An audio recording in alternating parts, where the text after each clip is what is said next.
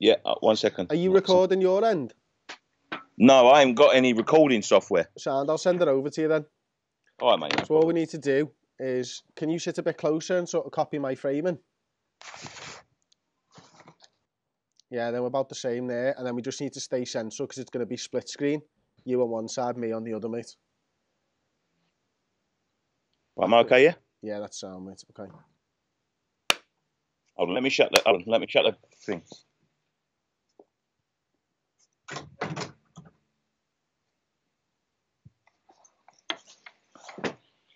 Okay. Can you hear me now? Can you hear me now? Yeah. You hear me? Yeah, go for it, mate. Do you want to do a sync clap? Nice one. Okay. Do you want to go first, or do you want me to? Go on, you go first. Okay. Hello, welcome to the Redmen TV. I'm joined by Nicky Hawkins of West Ham Fan TV to preview, of course, the upcoming game at West Ham this weekend. Massive game for Liverpool. Is it important for you guys at all? Not really now. Can you please just be on the beach, Nicky? I think we will be.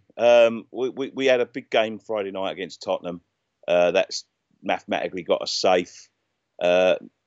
Straight after that, they sent a couple of players that needed operations. They sent them off to the hospitals to get themselves sorted so they're ready for next season. So there's not a lot in it for there, mate. Who are we talking about? I think Czech was one. Czech Kyoto, and I think Reedy. Was it Reedy? I think it was Reedy. Yeah. Oh, okay. So what type of a side do you think we can expect to see from West Ham? Much of the same as it's been all season, really, a bit patched up. But a side that's going to be brimming with confidence. We've kept 3 clean sheets in the last 4 games. We've just had a fantastic game on Friday against Tottenham. The boys really dug in and put in a shift there. The best performance we've had at the London Stadium all season, to be fair. They'll be brimming with confidence, and you know, they're not conceding a lot of goals at the minute. Some of the players that were sort of fringe players at the beginning of the season and players that people were saying were no good and not good enough have really started to step up to the plate, and they've really started to play well. So it'll be a patched up side, but you know, there's nothing in it for us apart from pride, really. Okay, I must admit, I know Tottenham's a little bit different, that Friday night football, great results. What interested me was, I think, all the stuff that happened with West Ham at the start of the season, Nicky, and look, you were a big part of it, and we've spoken about it and stuff, but sneakily, you've started to feel like home, hasn't it, in the new stadium? And I don't know whether it's obviously going to be the same as the Bowl-in in any way, shape or form, but the football team seem to be performing at home, and I think that's something that has kind of gone under the radar for all the bad press that you've received early on in the season. Yeah, it's been a very difficult season. I mean, we've had umpteen injuries. We've had probably more injuries now this season than we've had for all the years I remember, and that's saying something because we had some last year as well. And it's hindered the progress a little bit. Obviously, in January, because things weren't going so well, our best player decided he didn't want to play for us anymore, and that sort of galvanised us a little bit. And it gave us, really, I think that gave us the tools to go out and win a few games and sort of defy the odds, really. And I think that gave us the points to be safe. And then we started to go a little bit downhill again. But yeah, I think you're right. I think they're getting used to it. The place was buzzing on Friday. The atmosphere looked incredible. Yeah, it was. It was really buzzing. So I think that's proved it to the fans and the players alike that, you know, the place can be alive. You know, I think there was a bit of doubt at the start. You know, the people were coming by and saying the acoustics were bad in there. I don't think the players felt it. But, you know, on Friday night, the fans really got behind the team. And I think it just proved to everyone that there can be an atmosphere, there can be an intimidation, and there can be, you know, something to look forward to. So who do you think Liverpool are going to have to watch out for at the weekend? Who's in good form? Who's the danger man? Lanzini. He's by far our best player now since Dimmy left. He really burst onto the scene last season in the game against Liverpool. Yeah, I know. Yeah, and he's not looked back since. And he's the real threat. If we're going to make anything happen, he'll be the man, to be honest. Has he been man marked at all this season? Have you seen him struggle at all in certain games? And what type of defences has he maybe struggled against, if any? Um, I've not really noticed, to be honest with you, because it's just been so poor, and I'm sure he has been. I'm sure he has been man marked. He struggles a little bit against nippy defenders. He's quick, but he's not super quick, if you know what I mean. He hasn't got that burst of pace to get away. So probably a nippy right back or something might hinder him. I think he plays on the left. He's been playing more central lately, but he seems to have a little bit of difficulty of just getting that burst of pace away from a real fast right back or central defensive midfielder. But to be fair, he probably has been man marked because there hasn't been a lot going forward for us. He's probably one of the only outlets we've got. So they've really got no one else to watch. So he struggles a bit when he's isolated, and he's isolated a lot. But, you know, I think he's starting to mature a little bit in taking that role on from Payet. And I think he's starting to realise, you know, he's starting to drop into the pockets of space to collect the ball and then getting that little turn and run going. So he's running at defenders. He's really growing in confidence this season. And I think he's going to mature to a great player. I don't think he'll be with us much longer, if I'm honest. He's been that good. Yeah, he's that good. He's going to be destined for the top. But right. Okay, well, one more question then. Who's going to be starting up top for West Ham at the weekend? Yeah, it'll probably be Kaleri. I've heard rumours that and I don't know why they do this. I mean, you know more than anyone about Andy Carroll. He's brilliant on his day, but he's so frustrating to get him, just getting him on the field. And they've taken this sort of this stance, West Ham, lately of not telling us the truth about his injuries. So they'll come along and they won't turn around and go, he's out for a month or he's out for 6 weeks or whatever. What they'll say is he won't be playing this week. And they'll carry on doing that until he comes back. So they don't tell you, because the frustrations are growing with him. I mean, if he misses this week, I think this is his 5th week. Wow. For a niggle. And that's the way it goes. They don't tell us the whole truth. They just turn around and say, he's not playing this week. And then they carry on saying that until he eventually comes back. Well, so normally, and speaking from experience here, Nicky, he comes back for the last 6 games of the season just to get into the England squad. Now, with no European or World Cup this summer, he's got no reason to come back before the season ends. No, it's very frustrating with him. And he's a good player on his day. He's unplayable, isn't he? He is unplayable, but play him. It's getting him to play. And he's a fantastic player. He's one of my favourites. He's a good old-fashioned centre forward, and I like them. They're very rare these days.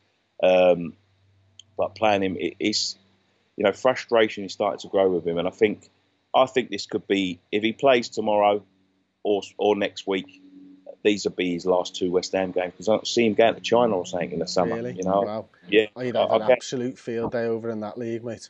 Absolute. And I tell you what, just one final thing. We've been seeing some links with Daniel Sturridge and West Ham. Is that something that you've heard down there as well? Yeah, it's a lot. There's a lot of links with Sturridge, and I mean, he's another one, a fantastic player. He started 5 games this season, Nicky. Yeah, exactly, and he's been in the squad 32 times. I think maybe 33, and he's only started 5 games, and he is so frustrating. And I'll tell you this for free, mate, and you might already know this: his legs are gone. His legs are gone. Yeah, it's quite obvious as well, and I don't think he's got that desire either. I don't think he's got the desire to get himself on the field.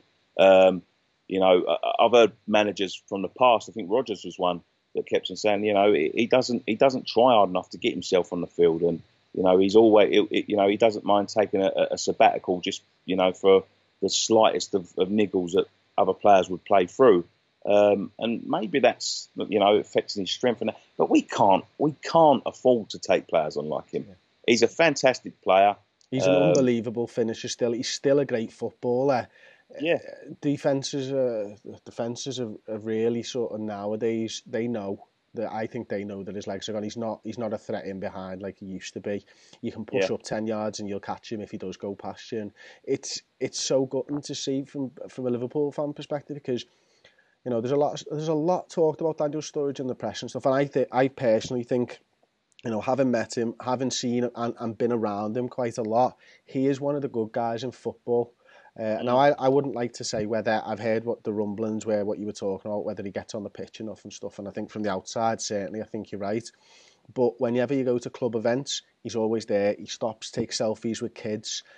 Like, we were literally at an event last night and he was the only player that stopped and took a selfie with a kid.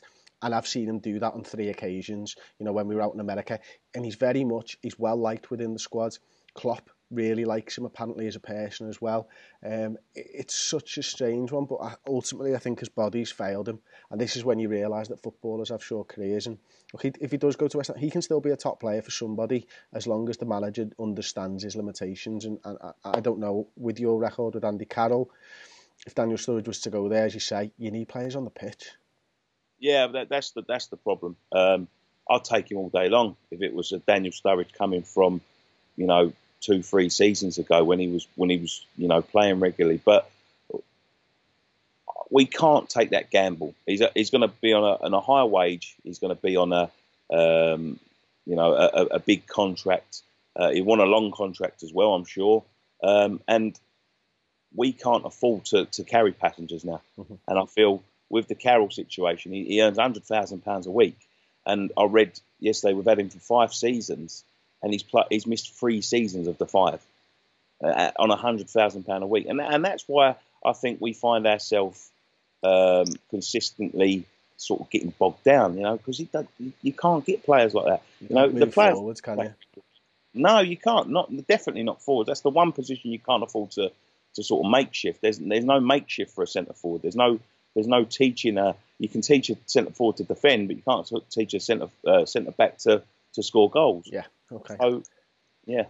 Brilliant, Nicky. Well, listen, thanks very much, of course, for coming on the show, giving us your views on West Ham. Liverpool fans, West Ham fans, if you're out there and you haven't checked West Ham Fan TV, they have got, and I say this for most fan channels, but Nicky and what he's doing in that community and what you've got planned for the future of West Ham Fan TV is absolutely astounding. So if you want to tell them a little bit about the community project that you've got going, Nicky, now's the time to do it, mate. And this is, I'm being serious now, the best guy in YouTube. Well, thanks for that. The community project is something that we came up with a little while ago, and it's basically going to be called Thames Ironworks Community FC, and we're starting a football club. We want everything to be community run, and we're starting a new channel to do that on as well. It's called West Ham Community TV, and basically what it does is, you know, we get people coming up to us saying they want to do this, they want to be on this channel, and if you let everyone do that, you wouldn't have any you know, regular content on it. But with the community TV, we want to try and, you know, give the people that wouldn't have the opportunity normally a platform to, you know, to put content on. You know, you never know. Maybe you get the next West Ham TV presenter. Maybe you get the next Sky Sports presenter out of it just through people sending in videos. But it's all being kicked off with a football team. And what that does is it brings the West Ham fans together. And, you know, we've talked to some big people. We've got a kit sponsor now in Umbro, who are providing us the kits for nothing.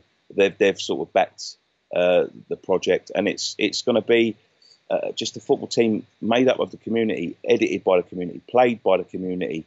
You know, we're looking for things like commentators, managers. We're going to make new coaches for the community, and just to get people playing sport and, you know, get people back together talking. That's my background as a Sunday League player.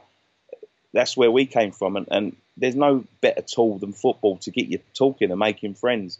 And it's all going to be broadcast on this new community TV. You know, we're going to give people the opportunity all around the world to watch it, to participate in it.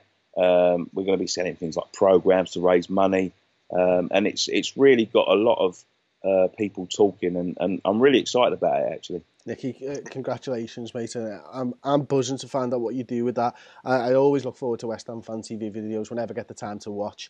So, Nicky, once again, thanks very much. Subscribers, if you go over there, help Nicky out, watch his videos, get into this community TV, just get a feel for the vibe of it, and you'll understand, like I understand, that Nicky is doing the right thing. He's using YouTube for the good of the community, and that can only be commended. Anyway, thanks very much for watching. Don't forget to give the video a like and subscribe if you haven't already.